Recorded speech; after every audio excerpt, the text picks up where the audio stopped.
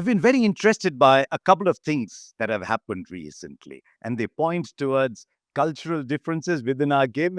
We are actually a small community, but there are cultural differences between us and the tactical growth of the game, especially in T20 cricket. And sometimes the two are married together, as I will try and explain. The first is this whole principle of retiring out a batter. When it first came, you said, oops, what is that?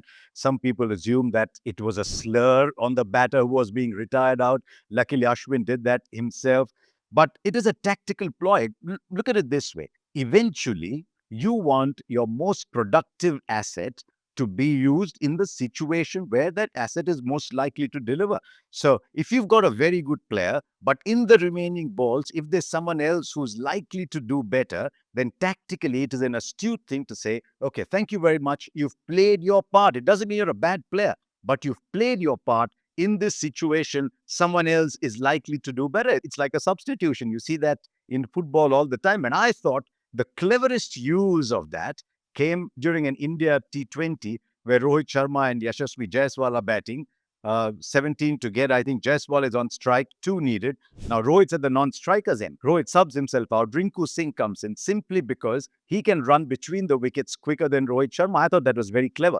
There was some controversy about what happened afterwards in the second super over, but just look at the thinking behind saying someone runs quicker, so he's a better asset than even someone like Rohit Sharma. There's no slur. For a long time, we thought it was a slur. And that is why I say it's married to the cultural differences between our sport.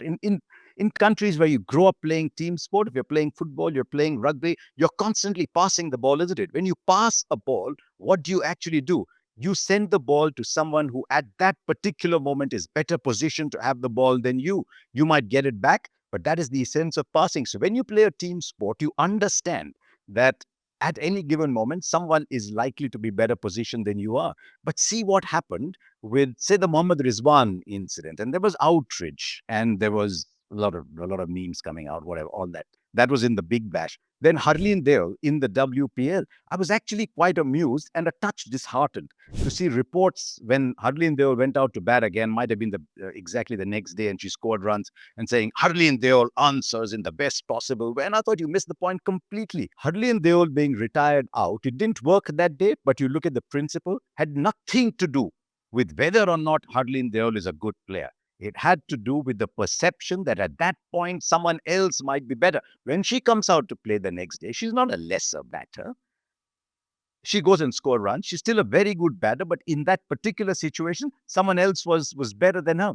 And you saw that even more dramatically in the Steve Smith Babar-Azam episode. Babar-Azam is a celebrated player, one of the best players of our era. He's blocked a couple of balls. He takes a single off the last ball, or so he thinks. But in the Big Bash, there is the concept of the surge. You take 4 overs in the power play early on, you can take any 2 thereafter. They had worked out that the surge would come then. And it's really a very simple question of who is likely to take the biggest advantage of the surge.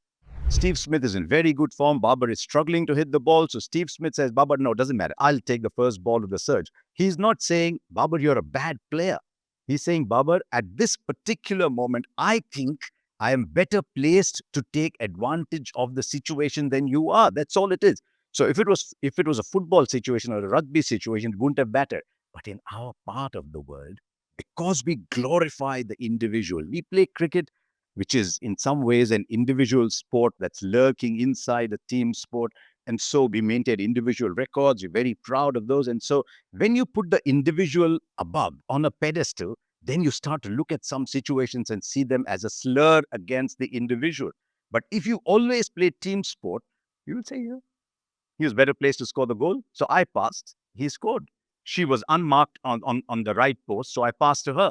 And it becomes so much easier. And so that is why I'd like to tell all of you, if you've got young kids who want to play cricket, whatever happens, whatever level, get them to play football, because they'll understand the whole principle of passing, of seeing who's better positioned to receive the ball. So I like the idea. In fact, my friend Gaurav Sundaraman said, why not introduce this for bowlers as well? Now, imagine a situation, the 15th, 16th over, there's a right-hander batting, someone like a Jadeja has taken a wicket of the first ball, a proven hitter of left-arm bowling comes in and is the shorter boundary on the leg side. So that's how it's worked out. Why don't you replace him with another bowler, maybe an off-spinner? I know it'll mean that the left-arm spinner goes out of the game and there are fewer bowlers than batters, but it's an interesting thought. We haven't got there yet. We're okay to do it with batters.